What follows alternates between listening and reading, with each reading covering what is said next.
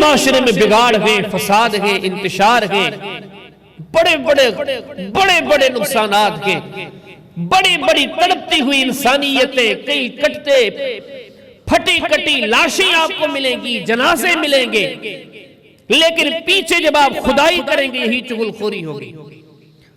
بھائی بھائی کا منہ نہیں دیکھتا، سال گزر گئے، باپ اور بیٹے کے بیچ میں بڑی بڑی زراریں کھڑی ہو گئی، ایک بڑا عظیم ترین رشتہ میاں بیوی کا کٹ کے رہ گیا، ایک دوسرے کے خلاف آپ کو کورٹ کے کٹہروں میں دھکے کھاتے ہوئے نظر آئیں گے۔ ان سارے فسادات کے پیچھے، ان سارے بگاڑوں کے پیچھے، ان ساری بربادیوں کے پیچھے آپ جا کے کھودیں گے، وجہ کیا نکلے گی؟ زبانوں کا غلط استعمال۔ تو یقین جانیں کہ اگر ہماری زبانیں سمجھ جائیں تو ہمارے معاشرے بڑے بہترین ہو سکتے ہیں، ہمارے رشتوں میں محبت آ سکتی ہے، ہمارے تعلقات میں ماشاءاللہ محبت آ سکتی ہے۔ یہ جو معاملات بگڑتے جا رہے ہیں یہ زبانوں کا غلط استعمال ہے، تو یہ چیز بڑی اہم ہے۔ اور اسی عنوان کا آج ہم انشاءاللہ تیسرا حصہ ذکر کریں گے کہ اس طویل ترین موضوع میں سے انشاءاللہ میں کوشش کروں گا کہ آج صرف 3 یا 4 باتیں ذکر کرتا ہوں، میں اور آپ، ہم اپنی زبانوں کے لیے ان اصولوں کو، ان قوانین کو، ان پابندیوں کو انشاءاللہ ہم اختیار کر لیں۔ ایک تو فائدہ ہمیں دنیا میں یہ ملے گا کہ کئی فسادوں سے بچ جائیں گے، اور سب سے بڑی بات یہ ہے کہ انشاءاللہ اللہ پاک راضی ہو جائے گا۔ سب سے پہلی بات تو زبانوں کے استعمال میں یہ ہے، جتنا ہو سکے بندے کو چاہیے کہ چپ رہے، خاموش رہے۔ چپ رہنا، خاموش رہنا یہ بہت بڑی سمجھداری ہے۔ ہماری میں کہاوت بھی سنتے تھے نا، ایک چپ 100 سکھ۔ جتنی حکایتیں ملتی ہیں ان حکایتوں میں ہر افسانے نہیں ہے، کئی ایسی حکایتیں بھی ہیں جو بالکل حقیقت ہے۔ سب سے پہلی بات یہ ہے، میں آپ ہم سب یہ تہیہ کر لیں، اگر ہم میں سے کوئی زیادہ بولنے کا عادی ہے، بہت بولتا ہے، بہت بولتا ہے، بہت بولتا ہے، تو آج کی پہلی گفتگو کا پہلا نقطہ یہ ہے ہم اس عادت کو ختم کر دیں، کیونکہ اس زبان کا زیادہ چلانا اس کا فائدہ نہیں، بربادی ہے۔ حدیث کتاب سنن ابی داؤد کے اندر، کتاب الادب کے اندر ایک باب ہے، باب ما جاء فی الشدق فی الکلام۔ امام صاحب نے باب کا نام بھی بڑا دلچسپ رکھا ہے، باچھے پھاڑ پھاڑ کر مغرورانہ انداز میں بات کرنے کا بیان۔ باب قائم کر کے حدیث لاتے ہیں کہ نبی کریم علیہ السلام فرماتے ہیں کہ ان اللہ یبغض البلیغ من الرجال الذی یتخلل بلسانہ۔ نبی کریم علیہ السلام فرماتے ہیں کہ اس بندے سے جس کی زبان گائے کی طرح چلتی رہتی ہے، جب آپ نے دیکھا ہوگا گائے بیچاری کھڑی ہوگی تب بھی اس کی زبان چلتی رہتی ہے، یہاں تک کہ ان جانوروں کو سنبھالنے والے ڈاکٹرز آپ کو کہیں گے کہ اگر جانور منہ نہیں ہلاتا، وہ اپنی زبان کو ایک جگہ پر روک دیتا ہے تو اس کی بیماری کی نشانی ہے، اس کی صحت کی یہی نشانی ہے کہ اس کا منہ چلتا رہے، اس کی زبان چلتی رہے، یہ جانوروں کی نشانی ہے۔ اور نبی کریم علیہ السلام نے فرمایا جو بندہ اس طرح اپنی زبان کو چلاتا رہے، جس کی زبان چوپی نہیں ہوتی بات کرنے سے، وہ یہ سمجھ رہا ہوتا ہے کہ میں بولنے کا بڑا ماشاءاللہ ماہر ہوں، میرے سامنے کوئی ٹک نہیں سکتا، مجھے کوئی ہرا نہیں سکتا، لیکن حقیقت میں وہ اتنا بڑا بد نصیب ہے کہ نبی کریم علیہ السلام نے فرمایا کہ اس بندے سے اللہ پاک بغض رکھتے ہیں، نفرت کرتے ہیں۔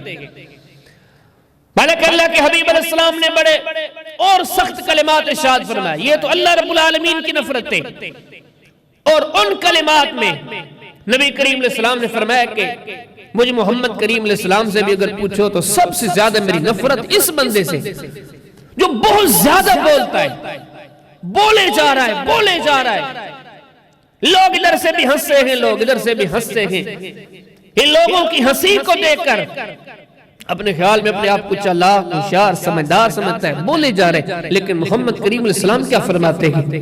حدیث کتاب سنن ترمذی ہے، ابواب البر والصلہ، امام صاحب نے ایک باب قائم کیا کہ باب ما جاء فی معالی الاخلاق، انتہائی اعلیٰ اخلاق کا بیان۔ نبی کریم علیہ السلام فرماتے ان احبکم الی واقربکم منی، نبی کریم علیہ السلام نے فرمایا کہ تم میں سے مجھے محمد کریم علیہ السلام کا سب سے زیادہ پسندیدہ، پیارا اور محبوب امتی وَأَقْرَبَكُم مِّنِّي، اور وہ جو کل قیامت کے دن سب سے زیادہ میرے قریب ہوگا، آپ نے فرمایا وہ ہے احاسنکم خلقا، جس کے اخلاق اچھے ہیں، جس کا مزاج اچھا ہے، جس کی بول چال، جس کا ملن سلن یہ بڑا بہترین ہے۔ آگے نبی کریم علیہ السلام ارشاد فرماتے ان ابغضکم الیہ، مجھے محمد کریم علیہ السلام کی نظروں میں سب سے زیادہ، تم میں سے سب سے زیادہ نفرت کے قابل، بغض کے قابل، عداوت کے قابل کون ہے؟ اور آگے آپ نے فرمایا وَأَبْعَدَكُم مِّنِّي، اور قیامت کے دن سب سے زیادہ مجھ سے دور ہوگا۔ تو سب سے زیادہ ایسا بدنصیب ہے کہ مجھے محمد کریم علیہ السلام کا قیامت کے دن سفارش تو درکنار، اسے پڑوس بھی نصیب نہیں ہوگا۔ آگے آپ نے کیا فرمایا؟ آپ نے پہلی نشانی فرمائی السرسارو، بہت زیادہ بولنے والا، جس کی اردو لغات اور ڈکشنریاں کیا معنی کرتی ہیں؟ منہ پھٹا، باتونی، بولے جا رہا ہے، بولے جا رہا ہے۔ اور اللہ کے حبیب علیہ السلام فرماتے ہیں یہ زیادہ بولنے والا، اور مزید اللہ کے حبیب علیہ السلام فرماتے ہیں المتفیہقون، اور یہ بات کرتے ہوئے اپنی مجلس پہ روب بٹھانے کے لیے اپنے جملے بڑے کرتا ہے، اپنے الفاظ کو بڑا کرتا ہے۔ تیسری نشانی فرمایا المتشدقون، وہ منہ کھول کھول کے بات کرتا ہے، باچھیں کھول کھول کر بات کرتا ہے، اور اپنے انداز سے یہ محسوس کرواتا ہے کہ وہ سب سے اعلیٰ ہے، وہ سب سے عالی ہے۔ اللہ کے حبیب علیہ السلام فرماتے ہیں کل قیامت کے دن مجھ محمد کریم علیہ السلام سے سب سے زیادہ دور اور میری نفرتوں کا مستحق یہ بندہ ہے۔ دونوں حدیثوں نے کیا کہا؟ اللہ کی نظر میں بھی انتہائی نفرت کے لائق، اور نبی کریم علیہ السلام کی نظروں میں بھی انتہائی نفرت کے لائق وہ بندہ جو زیادہ بولتا ہے۔ اور نبی کریم علیہ السلام نے حکمت والا سبق ہمیں کیا دیا؟ من کان یؤمن باللہ والیوم الآخر فلیقل خیرا او لیصمت، فرمایا اللہ پر اور آخرت پر ایمان رکھنے والے لوگ وہ ہیں کہ تم میں سے وہ بندہ ہے جو اچھی بات کرتا ہے، اچھی بات کہنے کے بعد وہ چپ رہتا ہے۔ تو سب سے پہلا سبق جو ہے، ہم اگر اپنی زبانوں کے بارے میں محتاط رہنا چاہتے ہیں، گالی گلوچ، لعن و طعن، یہ تو بہت دور ہے۔ فرمایا کہ سب سے پہلی بات یہ ہے کہ اپنے بولنے پہ کنٹرول کرو۔ تم جو مجلسوں میں، محفلوں میں بہت زیادہ بولتے ہو، اور دوسری طرف آپ کیا نمازیں بھی ہیں، ذکر بھی ہیں، اچھے عقیدے بھی ہیں، اچھے نظریات بھی ہیں، اچھے معاملات بھی ہیں، اور دوسری طرف اگر آپ صرف زیادہ بولنے کے عادی ہیں تو یہ زیادہ بولنا بھی اتنا اللہ اس کے رسول علیہ السلام کی نظروں میں گھنونا عمل ہے کہ یہ ایک ادا ہی آپ کے گرانے کے لیے کافی ہے۔ تو سب سے پہلا سبق یہ ہے، میں ہوں، آپ ہیں، ہم میں سے جس کے اندر یہ عادت ہے بہت زیادہ بولنا، بہت زیادہ بولنا، بولے جانا، بولے جانا، یہ سیانت نہیں ہے، یہ حکمت نہیں ہے، یہ عقل مندی نہیں ہے، یہ دانائی نہیں ہے۔ شریعت کی روح سے یہ سب سے بڑی بے عقلی اور احمقی ہے۔ سب سے پہلے تو ہم اس پہ کنٹرول کریں۔ جب ہم اس پہ کنٹرول کریں گے، قریب قریب ہمارے زبان کے استعمال کے کافی سارے معاملات سمجھ جائیں گے۔ اچھا، اس سے اگلی اور دوسری بات فرمایا کہ ایک تو کم بولو، اور دوسری بات جب آپ بولو تو یہ تہیہ کر لو، تاجر ہو، ڈاکٹر ہو، حکیم ہو، کسی بھی دنیا کے شعبے سے وابستہ ہو، اگر آپ اللہ کو راضی کرنا چاہتے ہو، چھوٹا سا گھر قبر کا، یا قبر سے پہلے موت، یا موت سے پہلے ابھی سے زندگی میں اللہ کی رحمت، اللہ کی مدد چاہتے ہو، اللہ کی طرف سے مہربانیاں چاہتے ہو، دنیا اور آخرت کی ذلتوں، رسوائیوں، پسیوں سے بچنا چاہتے ہو، یہ تہیہ کر لو کہ آپ کی زبان سے کبھی جھوٹ نہ نکلے۔ فرمایا یہ جھوٹ اتنا برا کام ہے۔ آپ دیکھیں کہ ہمارے معاشرے میں بہت سارے، ہم اگر ادھر دیکھتے کئی ایسے اچھے لوگ ہیں، وہ نمازیں بھی پابندی کے ساتھ پڑھتے گئے، آپ دیکھیں گے کہ رمضان ان کی زندگیوں میں آ جائے تو وہ روزے بھی بڑی پابندی کے ساتھ رکھتے ہیں، زکوٰۃ کے مہینے آتے ہیں تو زکوٰۃ بھی دیتے ہیں، موقع ملا تو حج بھی کر لیا، موقع ملا تو عمرہ بھی کر لیا۔ کون کون سی نیکیوں کا تذکرہ کیا جائے، ساری نیکیاں ہیں، لیکن زاد و زاد جب وہی انسان تجارت کرنے بیٹھ جائے، لین دین کرنے بیٹھ جائے، ہنسی مذاق کی محفل میں بیٹھ جائے، سیاست و ریاست، دین اور دنیا ان کے معاملات میں بیٹھ جائے تو اس کی زبان سے جھوٹ نکلتا رہتا ہے۔ جب آپ بڑی گہرائی کے ساتھ قرآن و سنت پر غور کریں گے، اللہ کا دین، اللہ کی شریعت کہتی ہے جھوٹ بولنے والے کی کوئی عبادت کسی کام کی نہیں، کیونکہ عبادت بعد میں آتی ہے۔ فرمایا کہ جھوٹ بولنے والے کا ایمان ہی نہیں ہے۔ سب سے پہلی بات تو ایمان ہے۔ آپ پڑھیں سنن ترمذی ابواب السیح، امام صاحب نے باب قائم کیا، باب ما جاء فی الغلول، خیانت کرنے کا بیان، اور وہی حدیث بہت ساری کتابوں کے اندر موجود ہے کہ نبی کریم صلی اللہ علیہ وسلم نے 3 مواقع پر اور بڑے بڑے کبار صحابہ سے آپ نے اپنی مجلس میں انہیں یہ کہہ کر روانہ فرمایا، آپ نے فرمایا جاؤ شہر میں اعلان کرو، جو ملے اسے کہو، اور کہنا کیا تھا کہ لا يدخل الجنت الا المؤمنون، اللہ کی جنت میں وہی جائے گا جو مومن ہوگا، جو صاحب ایمان ہوگا۔ عظمت نماز اس کی باری بعد میں آتی ہے، ذکر، تلاوت، تبلیغ، صدقہ، خیرات سب بعد میں آتے ہیں۔ فرمایا سب سے پہلی چیز ایمان ہے، پھر ہی عمل کی حیثیت ہے، اور یہی وجہ ہے کہ امت کے بڑے بڑے امام بخاری شریف دیکھیں، امام بخاری کی سوچ پر قربان جائیں، سب سے پہلا جو باب لے کر آتے ہیں، جو کتاب لے کر آتے ہیں، جو بحث لے کر آتے ہیں بخاری شریف میں، ابتدا میں کتاب الایمان، ایمان ہے تو پھر ہی تو عمل کام کے ہے۔ آپ مسلم شریف دیکھیں، پہلی جو کتاب لے کر آتے ہیں کتاب الایمان، باقی مسائل سارے بند، پہلے ایمان تو ہو۔ اور قرآن نے سب سے پہلی جو چیز منوائی وہ نماز نہیں ہے، وہ روزہ نہیں ہے، وہ ذکر نہیں ہے، سب سے پہلی قرآن نے جو بات کہی، کہا کہ تمہارا ایمان لانا، مومن ہونا شرط ہے۔ قرآن کی پہلی آیت ہے، فرمایا بسم اللہ الرحمن الرحیم، الف لام میم، ذالک الکتاب لا ریب فیہ ھدی للمتقین الذین یؤمنون بالغیب ویقیمون الصلاۃ ومما رزقناهم ينفقون والذین یؤمنون بما انزل الیک وما انزل من قبلک وبالآخرۃ هم یوقنون اولئک علی ھدی من ربہم واولئک هم المفلحون۔ نماز بھی بعد آ رہی ہے، زکوٰۃ بھی بعد میں آ رہی ہے، خرچ کرنا بھی بعد میں آ رہا ہے۔ سب سے پہلے فرمایا کہ الف لام میم، یہ وہ کتاب ہے جس کی صداقت میں کوئی شک نہیں، یہ ہدایت ہے پرہیزگاروں کے لیے۔ پہلی نشانی بتائی، وہ پرہیزگار کون ہے؟ الذین یؤمنون، جو مومن ہیں۔ سب سے پہلی بات جو دین نے زور دیا گیا، مومن، ایمان بچاؤ، ایمان بناؤ، عبادات بعد میں۔ فرمایا لیکن جو جھوٹ بولتا اس کا کوئی ایمان نہیں۔ مسند احمد پہلی جلد، مسند ابی بکر ابتدائی حدیث ہے کہ سیدنا ابو بکر صدیق رضی اللہ عنہ خلیفہ بنے، اور بعض روایت میں آتا ہے کہ خلافت کے ابتدا میں ایک دن لوگوں کے سامنے کھڑے ہو کر خطبہ دیتے اور آپ کہتے ہیں ایاکم والکذب، سنو لوگوں، کچھ بھی ہو جائے اپنے آپ کو جھوٹ سے بچاؤ۔ کیوں؟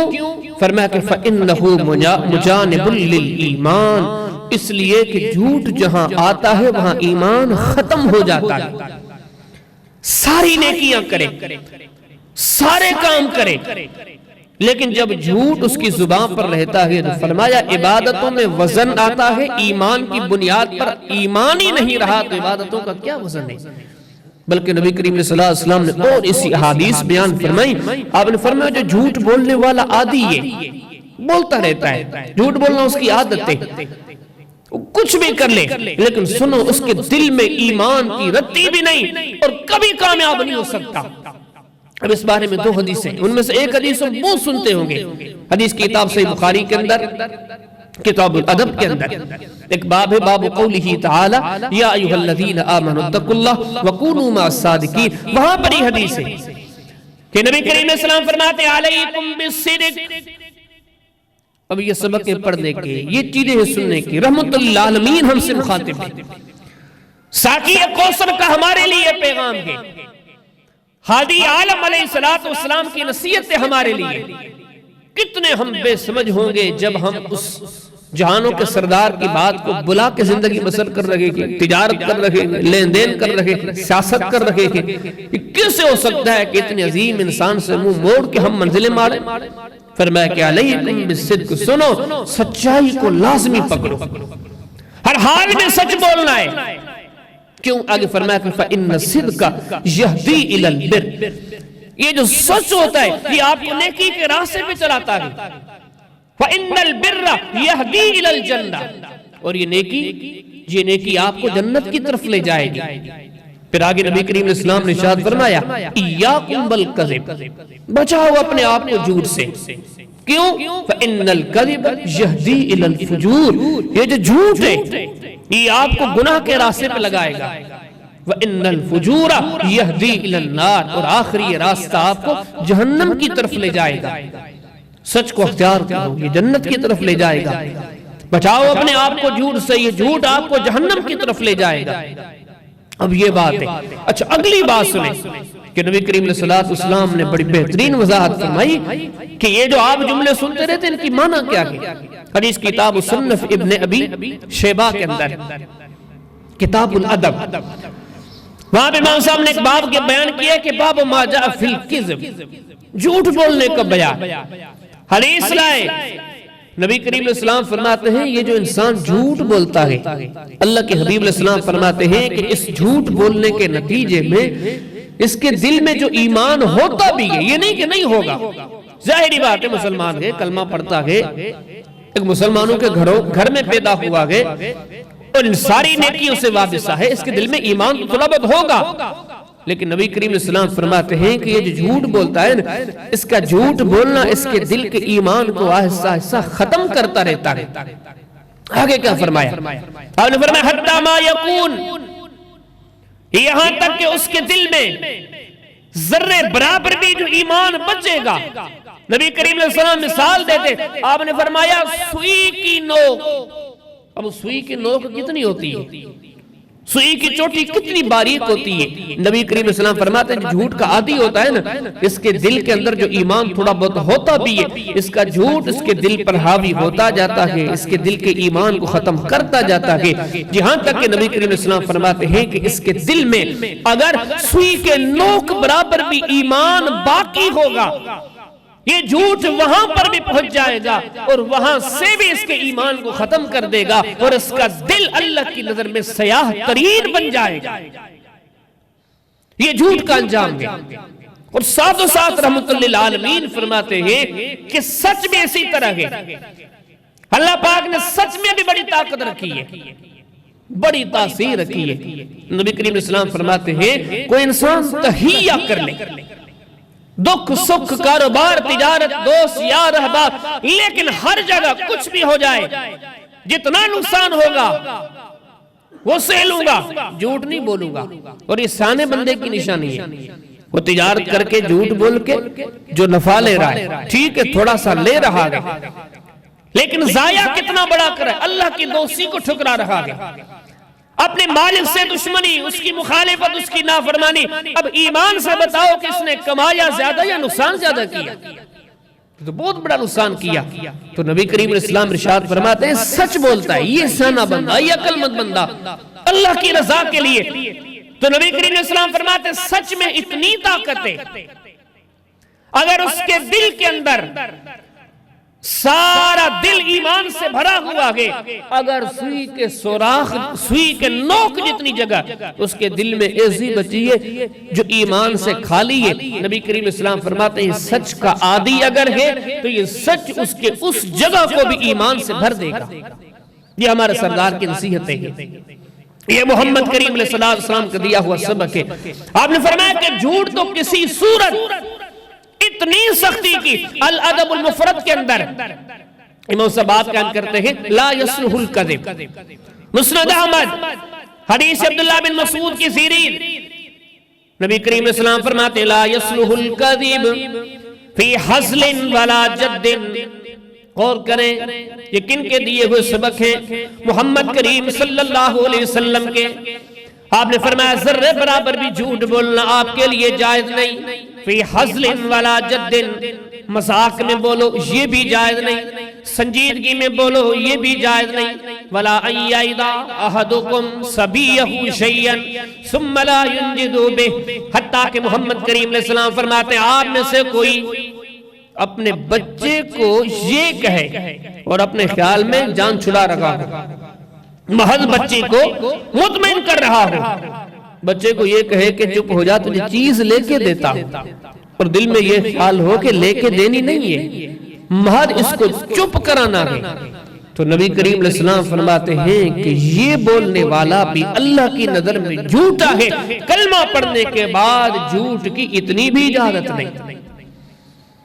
دوسری اہم بات، اگر ہم چاہتے ہیں کہ ہم اپنی زبانوں کی بربادیوں سے بچیں، زبانوں پر جھوٹ کو حرام کر دیں، یقین جانیں جھوٹ وہ منحوس گناہ ہے، ہم سارے کام کرتے جائیں جب ایمان نہ رہے، ہم ساری نیکیاں کرتے رہیں اور جہنم کے راستے پہ چلتے رہے، ہم باقی سارے کام ٹھیک کر لیں، لیکن نبی کریم علیہ السلام فرماتے ہیں جھوٹ بولو گے دل تمہارے سیاہ پڑ جائیں گے۔ فرمایا دوسری یہ چیز ہے، آپ اپنی زبانوں کی بربادی سے بچنا چاہتے ہیں، تہیہ کر لو کہ انشاءاللہ کبھی جھوٹ نہیں بولنا، دوسری یہ چیز۔ اور فرمایا تیسری یہ چیز ہے آپ زبان کے صحیح استعمال کے لیے، وہ تیسری یہ چیز ہے کہ آپ جب بھی کسی سے بات کرو، آگے والا چھوٹا ہے بڑا ہے اپنا ہے پراوا ہے مسلم میں غیر مسلم میں، بڑی نرمی کے ساتھ بات کرو، شفقت کے ساتھ بات کرو، بڑے نرم لہجے میں بات کرو۔ امام ابن ابی شیبہ مصنف ابن ابی شیبہ کے اندر کتاب الادب کے اندر ایک باب بیان کرتے ہیں، باب ما ذکر فی الرفق، ام المؤمنین اما عائشہ رضی اللہ تعالی عنہا کے بھانجے ہیں اور مکہ المکرمہ کے مدینہ المنورہ کے عرب کے ہاں ایک بہت بڑی عظیم شخصیت ہے امام عروہ رحمہ اللہ، وہ کہتے تھے الرفق رأس الحکمہ، بندے کے سیانے ہونے کی سب سے بڑی نشانی یہ ہے کہ اس کے لب و لہجے میں، اس کی گفتگو میں آپ کو نرمی نظر آئے گی، جس کے اندر آپ کو نرمی نظر آتی ہے اب جان جاؤ کہ سیانہ بندہ ہے۔ اور جو بندہ نرمی سے محروم ہے، نرمی سے بات نہیں کرتا، اس کے لب و لہجے میں سختی ہے ترخی ہے، اس کی زبان بڑے سخت کلمات ادا کرتی ہے، ان کے کلمات سے سمجھ جاؤ کہ یہ سمجھداری سے محروم ہے۔ اور نبی کریم علیہ السلام نے فرمایا جس کو نرمی دی گئی، اللہ کی طرف سے اس کے مزاج میں نرمی پیدا کر دی گئی، جب بھی بات کرتا ہے جس سے بھی بات کرتا ہے کبھی اس پہ غصہ نہیں آتا، آگے والا کیا کہتا ہے کیا کرتا ہے کیسا ہے اس کا کیا مزاج ہے، وہ کسی کی طرف نہیں دیکھتا، اس کے لب و لہجے پر نرمی ہے۔ اللہ کے حبیب علیہ السلام فرماتے ہیں جس کو نرمی دی گئی سمجھو اس کو دنیا آخرت کی ساری بھلائیاں دے دی گئی ہے۔ صحیح مسلم کے اندر کتاب البر والصلہ امام صاحب نے باب قائم کیا، باب ما جاء فی الرفق، باب فصل الرفق، نبی کریم اسلام فرماتے ہیں یحرم الرفق یحرم الخیر ای یحرم من الخیر کلہ، نبی کریم اسلام فرماتے ہیں آپ دنیا میں کسی کو دیکھتے ہو اس کے پاس سارا کچھ گئے، سارے خزانے ہیں، مال کے عزت کے شہرت ساری چیزیں ہیں، لیکن اگر آپ اس کو دیکھو نا کہ اس کے لب و لہجے میں نرمی نہیں، اس کی زبان سے جو کلمات نکلتے ہیں ان میں نرمی نہیں، ان کے انداز میں نرمی نہیں، تو نبی کریم علیہ السلام فرماتے ہیں ایسے سمجھو کہ اس کو اللہ پاک نے سارے خیر سے محروم کر دیا ہے۔ جس کو زبان کی نرمی دی گئی، جس کو بات کا بہترین سلیقہ دیا گیا، رحمت للعالمین فرماتے ہیں ایسے سمجھو کہ اللہ پاک نے اس کو سارا خیر دے دیا گیا۔ اور آپ نے فرمایا کہ جب آپ کسی کے اندر یہ خصلت پاتے ہو، اس کے اندر باقی چیزیں بھی ہیں لیکن یہ چیز اس کے اندر موجود ہے، جب بھی کسی سے بات کرتے ہیں اگلا بھلے کتنے بھی جذبات دکھائے، اگلا بھلے آپے سے باہر آ جائے اگلے بندے کے معاملات بھلے کتنے بھی غصے دلانے والے ہوں، لیکن یہ نرمی میں بات کی جا رہا ہے۔ محمد کریم علیہ السلام فرماتے ہیں سنو، ایسے سمجھو کہ یہ اللہ کا محبوب بندہ ہے۔ حدیث کی کتاب سے بخاری کے اندر کتاب الاستتابہ، استتابۃ المرتدین، امام بخاری باب کام کرتے ہیں، باب ما جاء فی ذکر غیر ذمیہ، حدیث لاتے ہیں، نبی کریم علیہ السلام فرماتے ہیں ان اللہ رفیق، سنو میرا رب بڑی نرمی کرنے والا ہے۔ اور آگے کیا فرمایا؟ آپ نے فرمایا وَيُحِبُّ الرِّفْقَ، رب العالمین نرمی بھی کرنے والا ہے اور ساتھ و ساتھ رب العالمین نرمی کو پسند بھی کرتا ہے۔ جو بندہ نرمی کرتا ہے تو اس نرمی کے نتیجے میں اللہ رب العالمین اس بندے سے محبت کرتا ہے۔ اور نبی کریم علیہ السلام فرماتے ہیں فَيُؤْتِي عَلَيْهِ مَا لَا يُؤْتِي عَلَى الْعُنُفِ، انسان نرم مزاج ہو جائے اللہ پاک اسے بہت کچھ عطا کرے گا، لیکن اگر یہ نرمی چھوڑ دے گا اللہ پاک اسے کبھی بھلائی عطا نہیں کرے گا۔ رب کی بھلائیاں پانے کے لیے اس کو اپنے لب و لہجے میں، اپنے بات کرنے کے سلیقے میں نرمی لانی چاہیے۔ نبی کریم علیہ السلام عبداللہ بن عباس کو نصیحت کرتے ہیں، مسند احمد کے اندر مسند عبداللہ بن عباس کی سیریز ہے کہ اللہ کے حبیب علیہ السلام دین کا علم سکھایا ہے عبداللہ بن عباس کو اور دعائیں کی ہے۔ کبھی آپ نے فرمایا اللہم علمہ الکتاب، اللہ عبداللہ بن عباس کو دین کا علم دینا، کتاب کا علم دینا، قرآن کا علم دینا۔ اب ان کو نصیحت کر رہے ہیں، وہ بیٹھے ہیں، دوسرے ساتھی بھی سامنے بیٹھے، جس سے دنیا میں کوئی انسان نصیحتیں کرتا ہے۔ آج محمد کریم علیہ السلام اپنے اصحاب کے بیچ میں نصیحتیں کرتے ہیں، یہ سمجھاتے ہوئے کہ میرے جانے کے بعد یہ دین کا پیغام آپ کو آگے پہنچانا ہے، دنیا سے میرے چلے جانے کے بعد اس دعوت کو دنیا تک عام کرنا ہے، لیکن کیسے پہنچانا ہے؟ نبی کریم علیہ السلام فرماتے، آپ نے فرمایا علمو، اے میرے صحابہ یہ دین کا علم لوگوں تک پہنچانا۔ آگے کیا فرمایا؟ آپ نے فرمایا وَيَسِّرُوا، جہاں کہیں لوگوں کو دین کی بات پہنچانے جاؤ تمہارے لب و لہجے میں نرمی ہونی چاہیے، تمہارے گفتگو کے رنگ ڈھنگ میں نرمی ہونی چاہیے۔ پھر آپ نے فرمایا وَلَا تُؤَثِّرُوا، سنو کبھی بھی آپ کے لہجے کے اندر سختی نہیں آنی چاہیے۔ فَإِذَا غَضِبَ أَحَدُكُمْ فَلْيَسْكُتْ، سختی کب آتی؟ جب انسان کو غصہ ہے۔ اور نبی کریم علیہ السلام نے اگر کوئی بندہ اس مسئلے کو قریب سے سمجھے جڑ ہی کاٹ دی۔ آپ نے فرمایا جب آپ پہ دیکھیں نا غصہ طاری ہو گیا تو اس کا حل یہ کہ فَلْيَسْكُتْ، اب چپ ہو جاؤ، کیونکہ آپ کو پتہ ہے آپ بولیں گے تو سخت لہجے میں بات کریں گے اور اس کی اجازت ہی نہیں، یہ تو آپ کو اللہ کی رحمت سے دور کر دے گا۔ اور ایک ایک چیز پر غور کریں، آج ہم ویسے چپ رہتے ہیں، غصہ آتا ہے پھر بولنا شروع کرتے ہیں، جبکہ نبی کریم علیہ السلام فرماتے ہیں ایسے بولو، لیکن جب غصہ آئے تو چپ ہو جاؤ۔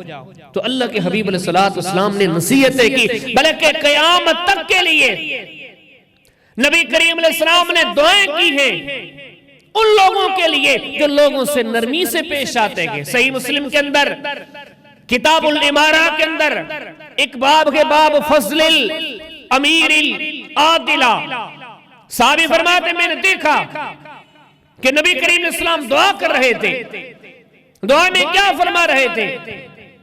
فرما رہے تھے اللہم، اے میرے اللہ، من رفقا بے امتی، جو بھی میرے امتی سے، جو بھی میرے امتیوں سے نرم لہجے میں بات کرے، نرمی سے پیش آئے، پیار سے پیش آئے، شفقت سے پیش آئے، اللہ میں تجھ سے سوال کرتا ہوں کہ فرفق بھی، تو بھی اس پہ نرمی کرنا، جو میرے امتیوں پہ نرمی کرے اللہ تو بھی اس پر نرمی کرنا۔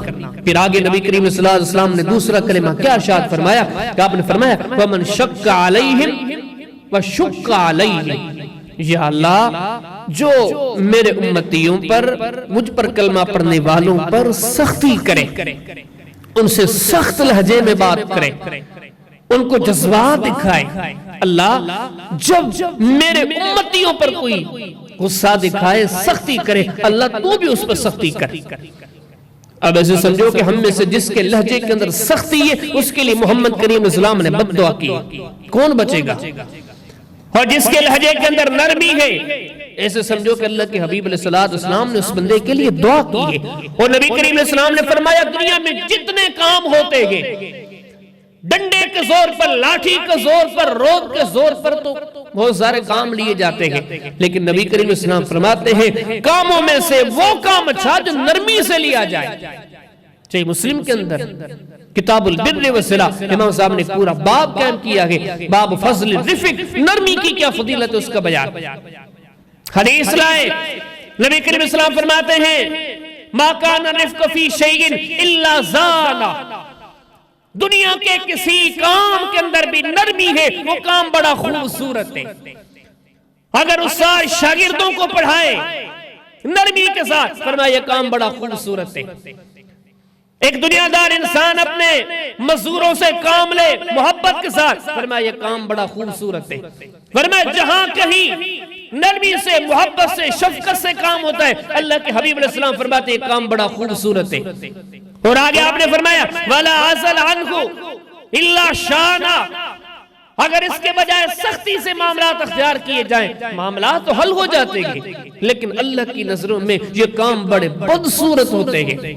اور نبی کریم علیہ السلام نے فرمایا آپ لوگوں پہ نرمی کرو یہ سوچ کر کہ میں بندوں پر نرمی کروں گا اللہ مجھ پہ نرمی کرے گا۔ اور آپ جب سختی کرتے، ہم سختی کیوں کرتے؟ ہم نے دیکھا کہ اگلے نے غلطی کی، ہم نے دیکھا ہے کہ اگلے نے ہماری مخالفت کی، ہم دیکھتے ہیں کہ اگلے نے ہمارا دل دکھایا ہے، تو کچھ کہنے سے پہلے ہم یہ سوچیں ٹھیک ہے وہ قصوروار ہے، وہ خطاوار ہے، اب ہم اسے سزا دیں یا معاف کر دیں؟ فرمایا اگر سزا دو گے تو اللہ کی سزا سے ڈرو، اگر معاف کرو گے تو اللہ کی بخشش سے پر امید رہو۔ تو نبی کریم علیہ السلام نے فرمایا اللہ کی طرف سے نرمی، شفقت، مہربانی انہی کو نصیب ہوتی ہے جو اپنے سے کمزوروں پر، ناتواؤں پر غصہ آتا ہے، کچھ بھی ہو لیکن وہ رحم کرتے، اللہ بھی ایسوں پہ رحم کرتا ہے۔ نبی داؤد کے اندر کتاب الادب کے اندر باب فی الرحمہ نبی کریم صلی اللہ علیہ وسلم فرماتے ہیں الراحمون یرحمہم الرحمن، رحمان بھی ان پر رحم کرے گا جو اس کے بندوں پہ نرمی کرتے ہیں۔ رحمان کا رحم ان کے ساتھ خاص ہے جو اس کے بندوں پہ رحم کرے، رحمان کی شفقت بھی ان کو نصیب ہوگی جو ان کے بندوں کے ساتھ شفقت کے ساتھ پیش آئے۔ پھر آگے آپ نے فرمایا ارحموا من فی الارض یرحمکم من فی السماء، آپ زمین والوں پہ رحم کریں، ان کے ساتھ نرمی سے پیش آئیں تاکہ اللہ آپ پر رحم کرے۔ یہ نرمی، یہ شفقت اتنی بڑی بات، آج ہم ان چیزوں کو معمولی جانتے ہیں۔ نبی کریم اسلام کے زمانے میں، صحابہ کے زمانے میں وہ ایسے بندے کو جو نرمی سے خالی ہوتا تھا اسے بالکل گیا گزرا تصور کرتے تھے۔ ایک بات سے اندازہ لگائیں کہ السنن الکبریٰ البہقی کے اندر، کتاب السیر کے اندر امام صاحب نے ایک باب قائم کیا ہے باب ما جاء علی المولا، وہاں پر حدیث لائی ہے لیکن بڑی نصیحت آمیز ہے، بڑا سبق ہے اس میں کہ سیدنا عمر کے پاس ایک بندہ آیا ہے، وہ کہیں دور سے، پتہ ہے کیوں آیا؟ مزدوری کرنے کے لیے کہ مجھے بطور ملازم کے رکھ لو۔ سیدنا عمر نے فرمایا کہ ٹھیک ہے میں تمہیں بطور ملازم کے رکھوں گا لیکن کچھ دن صبر کرو، ٹھہرو، میں اپنے معاملات کو ذرا سیدھا کروں، اس کے بعد میں آپ کو بتاتا ہوں کہ آپ کو رکھنا ہے کہ نہیں رکھنا۔ تو حدیث میں آتا ہے کچھ دن گزرے، سیدنا عمر کے پاس ان کے ننے سے کچھ بچے آ گئے، بیٹے تھے، پوتے تھے، نواسے تھے، خاندان کے کچھ بچے سے تھے، اس نے عمر کے پاس آئے تو سیدنا عمر رضی اللہ تعالیٰ عنہ ان کو پیار دینے لگے، ان کے ساتھ نرمی سے پیش آنے لگے، ان کے سروں پر، ان کے چہروں پر بوسہ لینے لگے۔ یہ جو بندہ دور سے آیا تھا، اس بندے نے کہا کہ امیر المومنین آپ بچوں سے اتنا پیار کرتے ہیں، ہاں معصوم سے بچوں کو امیر المومنین ہو کر آپ اتنی نرمی، اتنی شفقت، اتنا پیار دیتے ہیں، جبکہ مجھے بھی اللہ پاک نے 4-5 اولاد دی ہے، بچے دی ہیں، لیکن میں نے تو کبھی کسی سے اس طرح محبت نہیں کی۔ میں تو کبھی اپنے بچوں سے اس طرح نرمی اور شفقت سے پیش نہیں آیا. تو مجھے بتاؤ اس چیز پہ غور کریں. سیدنا عمر نے جیسے ہی سنا آپ نے فرمایا کہ فَلَا تَعْمَلْ لِي عَلَىٰ عَمَلٍ أَبَدًا, میں تجھے کبھی بھی ملازم نہیں رکھوں گا کہ رب نے تیرے دل سے نرمی کو اٹھا لیا. یہ چیز تیرے اندر نہیں ہے. ہم محمد کریم علیہ السلام کے اصحاب جو ہیں, احباب جو ہیں, وہ اس چیز کو عظیم جانتے ہیں, اس چیز کی بڑی حیثیت ہے. باقی تیرے اندر کوئی مجھے نقص نظر نہیں آیا, لیکن تیرے اندر نرمی کی کمی ہے. تیرے اندر نقص ہے یہ کہ تو کسی پہ شفقت نہیں کھاتا, رحم نہیں کھاتا, نرمی نہیں کرتا, محبت نہیں دیتا. لہذا میں عمر تمہیں اپنے پاس مزدور تک نہیں رکھوں گا. کتنی بڑی بات ہے.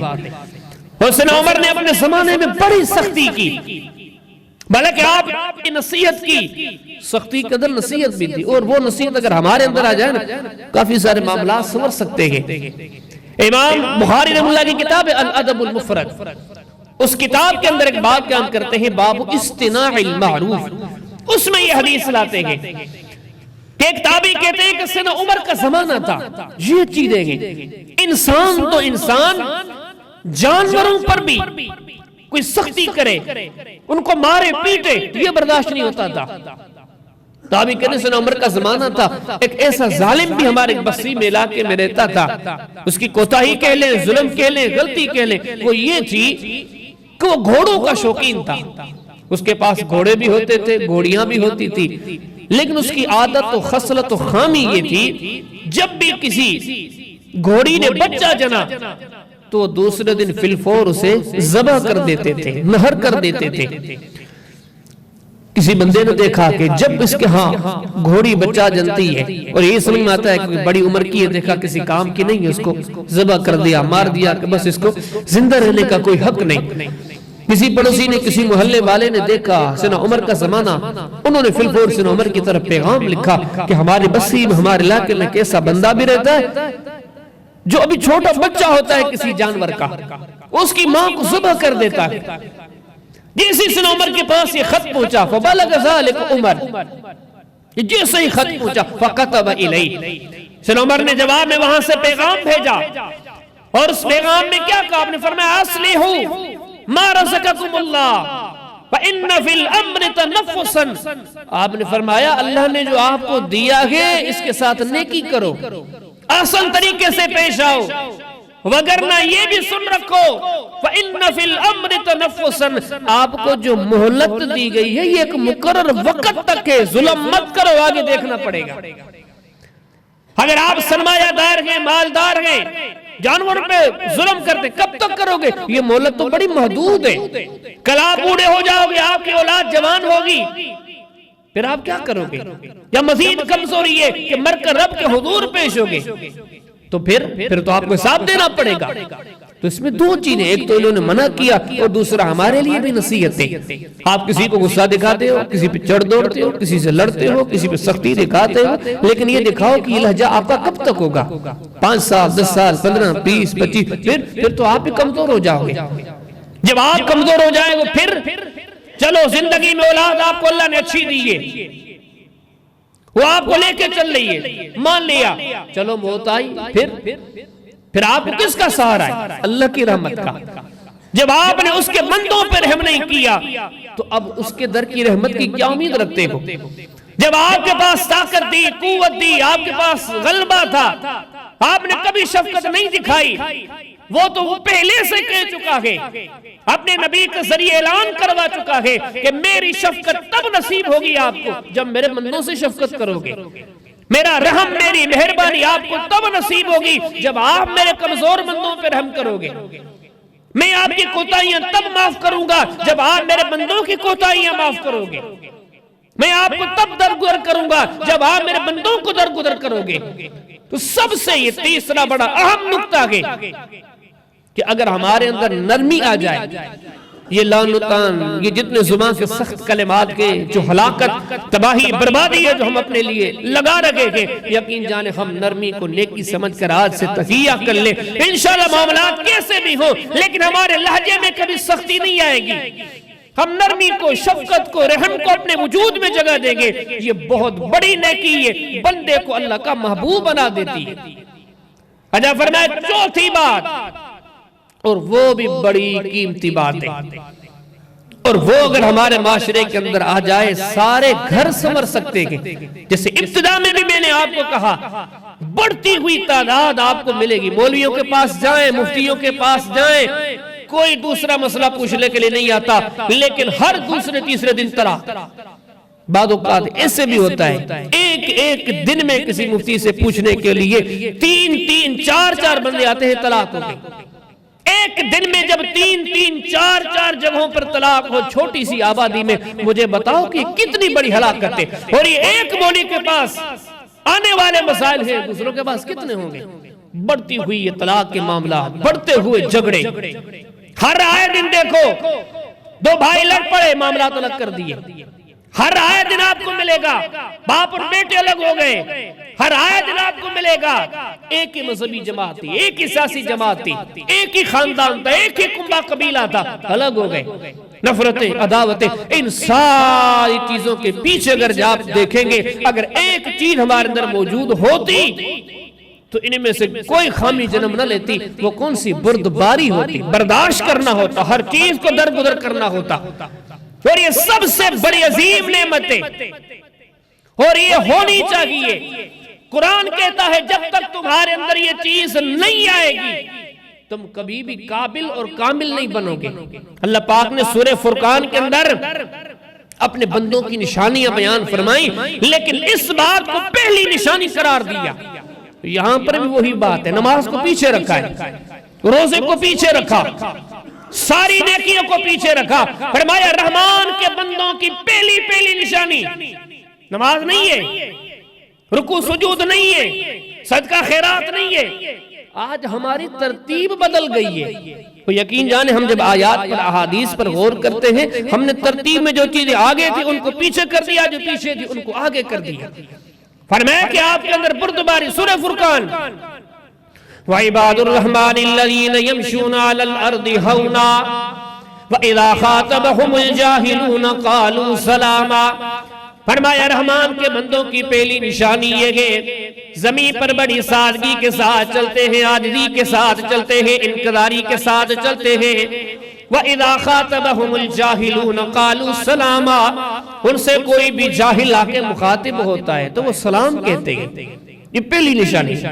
اب ان جملوں کی معنی کیا ہے؟ پڑھیں امام وکیع بن جراح کی کتاب کتاب الزہد، باب کیا کرتے ہیں؟ باب الحلم۔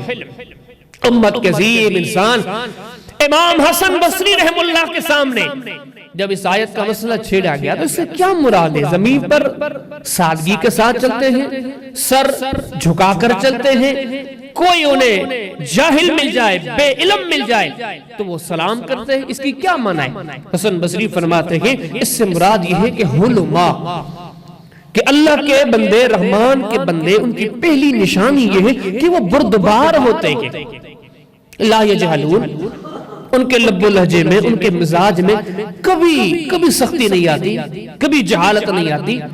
وَإِن جَهِلَ عَلَيْهِمْ وَإِن جَهَلَ عَلَيْهِمْ، اگر ان سے کوئی جہالت کے ساتھ پیش آئے، حَلِمُ، پھر بھی اتنے بردبار ہوتے ہیں، اتنی ان کے اندر بردباری ہوتی ہے کہ وہ کبھی اگلے کو دیکھ کے، یہ تو تھا دنیا کے بارے میں، ایک تربوزہ دوسرے تربوزے کو دیکھ کے رنگ بدلتا ہے، یہ تو ہے ہی نہیں کہ مومن کبھی بے ایمان کو دیکھ کے بے ایمان بن جائے، مومن با اخلاق ہو کر بد اخلاق کو دیکھ کے بد اخلاق بن جائے۔ فرمایا نہیں، اس آیت سے مراد وہ لوگ ہیں جن سے دنیا کیسے بھی پیش آئے لیکن وہ ایسے بردبار ہیں کہ ان کے لہجے میں کوئی بدلاؤ نہیں آتا، وہی شائستگی، وہی نرمی۔ اب آپ دیکھیں کہ اس آیت میں رب پاک نے اس نشانی کو سب سے اول رکھا، باقی ساری چیزیں پیچھے گئے۔ فرمایا وَعِبَادُ الرَّحْمَنِ الَّذِينَ يَمْشُونَ عَلَى الْأَرْضِ هَوْنًا وَإِذَا خَاطَبَهُمُ الْجَاهِلُونَ قَالُوا سَلَامًا۔ فرمایا رحمان کے بندے وہ ہیں سر جھکا کے چلتے ہیں، عاجزی انکساری کے ساتھ چلتے ہیں، انہیں ستانے والے ستائے جہالت سے پیش آئے لیکن وہ بردبار رہتے گئے۔ والذین یبیتون لربہم سجدا وقیاما، اب دوسری نشانی ان کی یہ ہے کہ یہ رکوع اور سجود میں ٹائم بسر کرتے ہیں، وقت گزارتے ہیں۔ والذین یقولون ربنا اصرف عنا عذاب جہنم، اللہ کے حضور دعا کرتے ہیں اللہ ہمیں جہنم کی آگ سے بچانا، کیونکہ جہنم کی آگ بڑی سخت ہے، بڑی خطرناک ہے۔ آگے ساری نشانیاں رب پاک نے رکھی، لیکن پہلی نشانی اللہ پاک نے فرمایا رحمان کے بندے وہ ہیں جو بڑے بردبار ہوتے ہیں۔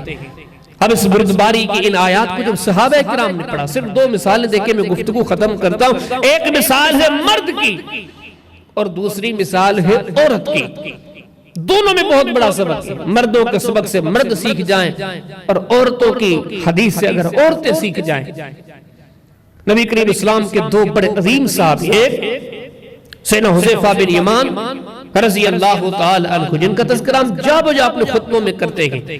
سب سے بڑی سعادت تو یہ ہے کہ نبی کریم اسلام کے صحابی ہیں، اور پچھلے خطبے میں بھی میں نے آپ کو اس کی فضیلت کے سامنے چند احادیث پیش کی تھی۔ اللہ کے حبیب علیہ السلام کے اتنے خاص اس خصوصی شاگرد تھے کہ اللہ کے رسول علیہ السلام نے کافی سارے راز کے معاملات اس بندے کو بتا دیے تھے، یہاں تک کہ سیدنا عمر جیسا انسان بھی لوگوں کے جنازے پڑھنے سے پہلے سیدنا حذیفہ کو دیکھتے تھے کہ یہ جنازہ پڑھتا ہے یا نہیں پڑھتا، کیونکہ نبی کریم صلی اللہ علیہ وسلم نے ان کو منافقین کے نام بھی بتا دیے تھے کہ عرب میں منافقین کون کون سے ہیں۔ اتنا علم والا کہ جس کو ان چیزوں کا بھی علم ہے کہ اہل عرب میں خطے منافقین کون سے ہیں، یہ صحابی۔ اور دوسری طرف کون سے صحابی، وہ بھی بڑے عظیم ہیں، سیدنا سلمان فارسی رضی اللہ تعالی عنہ، جن کی فضیلت کے بارے میں بھی آپ کے سامنے پچھلے دنوں میں حدیث پیش کی تھی کہ امام ترمذی اپنے کتاب شمائل ترمذی کے اندر ایک باب بیان کرتے ہیں مہر نبوت کا بیان، کہ نبی کریم علیہ السلام کی نبوت کی نشانیاں ان کا بیان۔ امام صاحب حدیث لائے، وہ تھے حذیفہ بن یمان، اور یہ ہے سلمان فارسی، کتنی اہمیت کے حیثیت کے حامل ہیں۔ اللہ کی نظر میں اس بندے کا کیا وقار ہے، کیا مقام ہے، کیا درجہ ہے۔ حدیث میں آتا ہے کہ شروع میں یہ کسی یہودی کے پاس، کسی اہل کتاب کے پاس غلام تھے، اور اس دور میں غلام کیسے ہوتے تھے؟ ایسے ہوتے تھے جیسے آج ہمارے معاشرے میں جانور ہوتے ہیں، جانور پہ کسی کی ملکیت ہوتی ہے، وہ اس کا مالک ہوتا ہے، کوئی اگر غلام کو خریدتا تھا تو وہ غلام بھی اس کی ملکیت ہوتا تھا۔ اسی طرح سیدنا سلمان رضی اللہ تعالیٰ عنہ ایک یہودی کے پاس غلام تھے، مسلمان ہو گئے لیکن پھر بھی غلام تھے۔ نبی کریم علیہ السلام نے چاہا کہ اب اس کو آزاد کرایا جائے۔ حدیث میں آتا ہے، اور جو سیرت کی کتابیں پڑھتے ہیں اس کو مالک آزاد نہیں کر رہا تھا، اس لیے کہ یہ بڑا سیانہ آدمی تھا۔ ایک تو عمر رسیدہ تھا، دوسرا یہ کہ بڑا ذہین تھا، کیونکہ اس وقت دنیا میں جو سب سے بڑی سپر طاقت تصور کی جاتی تھی وہ ایران تھا، وہ فارس تھا، اور یہ اصل میں فارس کا تھا۔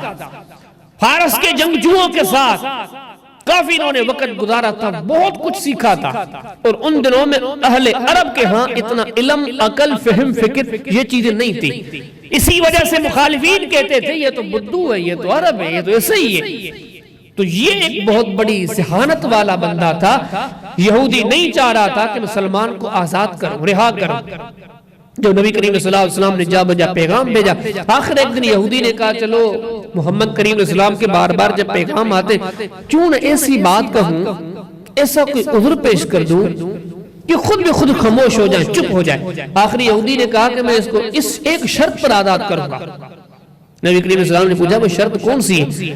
کہا کہ شرط یہ ہے کہ میرا ایک زمین کا ٹکڑا ہے، اس زمین کے ٹکڑے پر آپ کھجور کے درخت لگاؤ، کھجور کے چھوٹے سے بچے جو ہوتے، گوشے جو ہوتے، وہ نکال کر زمین میں لگاؤ، اور ابھی کچھ ہی مہینے ہیں موسم کے پکنے میں، آپ اس سال لگاؤ، اسی سال پک جائیں، قدامت ہو جائیں، کھجور لگ جائے، کھجور کھانے کو میسر ہو، باغ تیار ہو جائے دوسرے باغوں کی طرح۔ جب آپ ایسا کریں گے تو میں سلمان کو رہا کر دوں گا۔ نبی کریم صلی اللہ علیہ وسلم جو اللہ کے رسول تھے، اللہ کی وحی سے بات کرنے والے تھے، حدیث میں آتا ہے کہ یہودی نے یہ سمجھ کر کہا ایسی شرط لگاؤں کہ یہ کبھی قبول ہی نہ کر سکے، لیکن آج ایسے ہوا کہ یہودی کے کہنے کی دیر دی، نبی کریم صلی اللہ علیہ وسلم نے فرمایا ہمیں قبول ہے، ٹھیک ہے ہم کرتے ہیں۔ پھر فور معاملہ طے ہوا، نبی کریم صلی اللہ علیہ وسلم اٹھے، آپ نے فرمایا کہ 100 درختوں کے جو بچے تھے وہ نکالو، اس یہودی کے زمین میں لگانے گے، نکال دیے گئے، لائے گئے۔ جب دوسرا دن ہوا صبح کے ٹائم پر نبی کریم صلی اللہ علیہ وسلم اس یہودی کے زمین پر آئے، 100 کے 100 بچے لگا دیے کھجور کے، اور حدیث میں آتا ہے کہ سلمان رضی اللہ تعالی عنہ جن کو اپنی آزادی نظر آ رہی تھی کہ جیسے ہی بڑے ہوں گے میں آزاد ہو جاؤں گا، اور سلمان سارا کچھ دیکھ رہا تھا، یہ نبی رحمت للعالمین کا ایک معجزہ اور اللہ کی طرف سے ایک مہربانی تھی، یہ باغ بڑی تیزی سے بڑھ رہا تھا۔ حدیث میں آتا ہے کہ 99 درخت بڑی تیزی سے بڑھ رہے تھے، ایک درخت کونے میں وہ اسی کیفیت میں کھڑا تھا۔ سلمان جو اکثر و بیشتر اس باغ کا چکر لگاتا تھا، جس کے ساتھ اس کی آزادی مشروط تھی، انہوں نے یہ چیز دیکھی تو بالفور نبی کریم علیہ السلام کے پاس ہے، کہا اللہ کے نبی 99 درخت تو بڑے تیار ہوتے جا رہے، لیکن کونے میں ایک درخت ایسا ہے جو اپنی جگہ پر قائم ہے۔ اچھا، اللہ کے حبیب علیہ السلام نے بالفور اپنے احباب سے پوچھا، بتاؤ یہ جو درخت ہے بھلا کسی اور نے تو نہیں لگایا؟ سیدنا عمر بول اٹھے، کہا اللہ کے نبی آپ اس سے تھکے ہوئے تھے اور آپ سارے درخت لگا چکے تھے تو یہ رہ گیا تھا، تو میں نے اٹھا کے یہ اپنے ہاتھوں سے لگا لی، یہ وجہ ہو سکتی ہے۔ تو نبی کریم صلی اللہ علیہ وسلم فرمایا کوئی بات نہیں، یہ نکالو۔ نکالا گیا، آپ نے دوبارہ لگایا، آپ نے فرمایا کہ سلمان اب دیکھتا رہے، یہ باقی 99 سے پیچھے چلا گیا، یہ بھی ان کے برابر ہو جائے گا۔ آگے حدیث میں آتا ہے کہ کچھ ہی دنوں کے بعد جب باقی باغات تیار ہونے لگے، اللہ کی طرف سے یہ رحمت للعالمین کا معجزہ تھا، جس طرح مدینہ کے دوسرے باغات میں کھجور ہونے لگی، اس باغ میں بھی اسی طرح کھجور ہونے لگی، یہاں تک کہ موسم جب عروج پر پہنچا، جیسی کھجیاں کھجور دوسرے باغوں میں ویسی ہی اس باغ میں۔ نبی کریم صلی اللہ علیہ وسلم کے معجزہ دیکھ کر یہ باغ تیار پا کر آخر یہودی نے آزاد کر دیا۔ اب مجھے بتاؤ کہ اس درجے بندے کا مقام کیا ہوگا نبی کی نظر میں، رب العالمین کی نظر میں، لیکن انسان تھے۔ آگے چل کے ان دو لوگ بندوں کا آپس میں اختلاف ہو گیا، سیدنا حذیفہ بن یمان اور سیدنا سلمان فارسی رضی اللہ تعالیٰ عنہ، انسانی نہ تھے، اختلاف ہو گیا، آپس میں معاملات ان بن کے بن گئے۔ تو بیچ کے جو لوگ ہوتے ہیں نا، اکثر قوموں کو ڈبونے والے وہی ہوتے ہیں، اور ہر طبقے میں ہوتے ہیں، ہر فریق میں ہوتے ہیں، وہاں کی بات وہاں، وہاں کی بات وہاں۔ مقصد یہ ہوتا ہے کہ امن اچھا نہیں لگتا، کوئی بگاڑ ہونا چاہیے۔ تو بیچ کے بندوں نے آپس میں لڑانے کی کوشش کی، ان میں سے ایک بندے نے اسے کیا۔ یہ صحیح بخاری کے اندر امام بخاری نے ایک باب قائم کیا کہ سبزیوں کی طرف نکلنا، باب الخروج الی المبقلہ۔ کسی انسان نے باغ لگایا، زمین لگائی، کھیتی لگائی، تو کھیتیوں پر جانا کوئی معیوب نہیں ہے، جا سکتا ہے۔ امام صاحب نے باب قائم کر کے حدیث لائی کہ ایسا دن آیا کہ سیدنا سلمان فارسی رضی اللہ تعالیٰ عنہ جو صحابہ کرام میں سب سے بڑی عمر والے جو چند لوگ تھے ان میں شمار ہوتے گئے، بڑی عمر گئے، عمر رسید آگئے۔ ایک دن دیکھنے والے نے دیکھا کہ اپنی زمین سے یا کسی زمین سے انہوں نے سبزی کاٹی، وہ کسی چیز میں ڈالی اور اپنی لاٹھی میں ڈال کے لا رکھے گئے۔ ایک بندے نے دیکھا کہ موقع بڑا اچھا ہے، وہی بندہ جس کے میں نے آپ کو تعارف کروایا، وہ واقعی کہنے لگا کہ آپ حذیفہ کے بارے میں کیا کہتے ہیں؟ انہوں نے تو آپ کے بارے میں یہ کہا گیا جیسے عام طور پر ہوتا ہے، آپ اس کے بارے میں کیا کہتے ہیں؟ اب انہیں نے جو کلمات کہے، یہ بردباری ہے، یہ برداشت ہے۔ ہم میں سے آگے کسی کو کہے آپ کو فلاں نے یہ کہہ دیا ہے، ہماری زبانوں پر پہلا جملہ تو یہ آئے گا وہ کون سا اچھا ہے، اس میں کون سی خوبی ہے؟ یہ جو مجھے کہتا ہے اس کے اپنے معاملات تو یہ ہے۔ اب آنے والے نے جب یہ کہا، صحابی نے پہلے تو سے بڑے نفرت آمیز انداز سے کہا کہ چپ ہو جا، یہ کوئی جگہ ہے، یہ کوئی چیز ہے ذکر کرنے کی، لیکن نہیں دیکھا وہ بندہ بولے جا رہا ہے، بولے جا رہا ہے۔ آخر اس نے کہا، آپ نے فرمایا انی اکرہ ان تکون زغائن بین اقوام، خبردار اگر آپ مجھے اس لیے چھیڑ رہے ہو کہ میں آپ کو بولتا رہوں، اس کی باتیں سناتا رہوں تاکہ یہ باتیں سن کر میری زبان پر بھی نفرت کا موضوع شروع ہو جائے، فرمایا کچھ بھی کر لو لیکن میں اللہ سے ڈرتا ہوں، میری زبان سے کبھی بھی حذیفہ کے بارے میں بری بات نہیں نکلے گی۔ یہ مرد تھے. اگر بردباری خاوند کے اندر آ جائے تو طلاق کی نوبت آئے گی. یہ اگر معاشرے کے اندر دوسری جگہوں پر آ جائے تو یہ نفرتیں آئیں گی. بڑی بہترین چیز ہے بردباری. مرد تو مرد، عورتیں. امام بخاری نے الادب المفرد میں ایک باب قائم کی ہے، باب السباب، گالیوں کا بیان. بڑا عظیم مثال لائے نبی کریم علیہ السلام کے عظیم صحابی سیدنا ابو دردہ رضی اللہ تعالی عنہ، جو اپنے زمانے کے سب سے بڑے عابد تھے، مجاہد تھے. آپ صحیح بخاری پڑھیں، کتاب الصوم پڑھیں، من اقسم علی اخیہ ایک باب پڑھیں. یہ وہ بندہ ہے کہ اس کی پوری رات تہجد میں گزرتی ہے، اس کے دن روزوں میں گزرتے ہیں. یہاں تک کہ نبی علیہ السلام منع فرماتے، نہیں ابو دردہ پوری رات قیام اللیل نہیں، کچھ آرام بھی کیا کر. ہر دن روزہ نہیں، ایک دن روزہ رکھ لیا کر، دوسرے دن چھوڑ دیا کر.